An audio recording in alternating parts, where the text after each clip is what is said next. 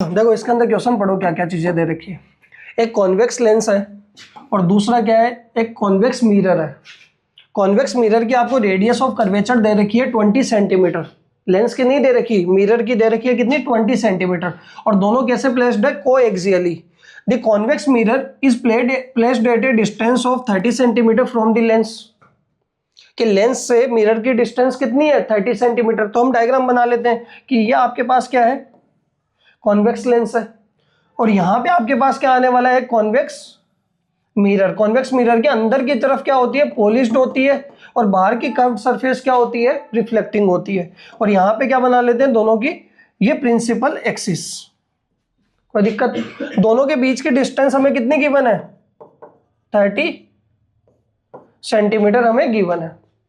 ठीक है, ये कह रहा है for a point object at a distance of 25 centimetre from the lens. कि लेंस से 25 सेंटीमीटर, देखो लेंस से, ये लेंस होने वाला है, इस लेंस से 25 सेंटीमीटर दूर यहां पे कोई पॉइंट ऑब्जेक्ट रखा हुआ है। ठीक है, from the lens the final image due to this combination coincide with the object itself. ये कह रहा है कि इस ऑब्जेक्ट की जो भी यहां से लाइट जाएगी, इधर से ये रिफ्लेक्ट होगी, फिर ये लेंस पे जाएगी, सॉरी मिरर पे जाएगी और मिरर से वापस टकराकर फाइनल इमेज इसी पॉइंट पे बनेगी।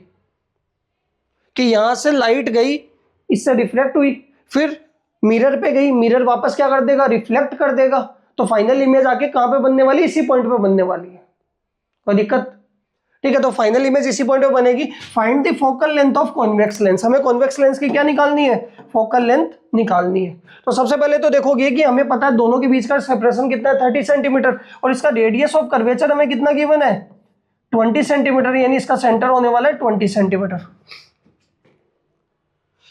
इस ऑब्जेक्ट O से एक लाइट रे जाएगी किसके ऊपर, लेंस पे, और लेंस से यहां पे रिफ्लेक्ट होने के बाद जाएगी किसके ऊपर, मिरर के ऊपर। अब ये कह रहा है कि मिरर से रिफ्लेक्ट होने के बाद सेम पाथ में वापस आए लाइट और इस ऑब्जेक्ट पे ही इमेज क्या बने, इसी पॉइंट पे आके कोइंसाइड करे। तो ऐसा कौन सा रूल है मिरर का कि लाइट वापस सेम पाथ पे रिफ्लेक्ट बैक करे। तो रूल था कि अगर कोई लाइट सेंटर ऑफ कर्वेचर की तरफ जाती है, कॉन्वेक्स लेंस के सेंटर ऑफ कर्वेचर की तरफ जाती है, तो वो रिफ्लेक्ट बैक होती है सेम पाथ पे। तो यहां पे भी अगर आप देखोगे तो ये लाइट यहां पे आ रही थी और यहां से कहां जा रही थी, सेंटर ऑफ कर्वेचर की तरफ जा रही थी। यहां से कहां जा रही थी, थोड़ा सा सेंटर ऑफ कर्वेचर यहां दूर बना लेते हैं।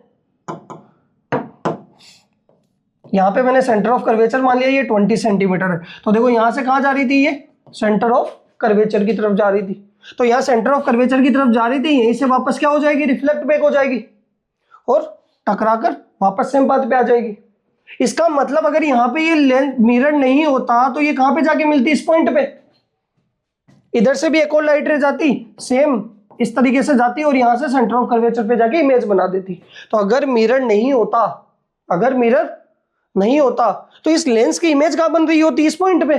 और इस पॉइंट की डिस्टेंस कितनी है, 30 + 20 50। नहीं आया समझ में कि अगर भाई यहां से इस ऑब्जेक्ट से लाइट निकली, इधर गई, बीच में मिरर आ गया, तो मिरर से रिफ्लेक्ट बैक हो गया, सेम पाथ में वापस आ गई, बट इसकी वर्चुअल इमेज तो इसी पॉइंट पे बनेगी, सेंटर पे। यानी आप देखोगे तो इस लेंस का ऑब्जेक्ट तो आपका -25 सेंटीमीटर होगा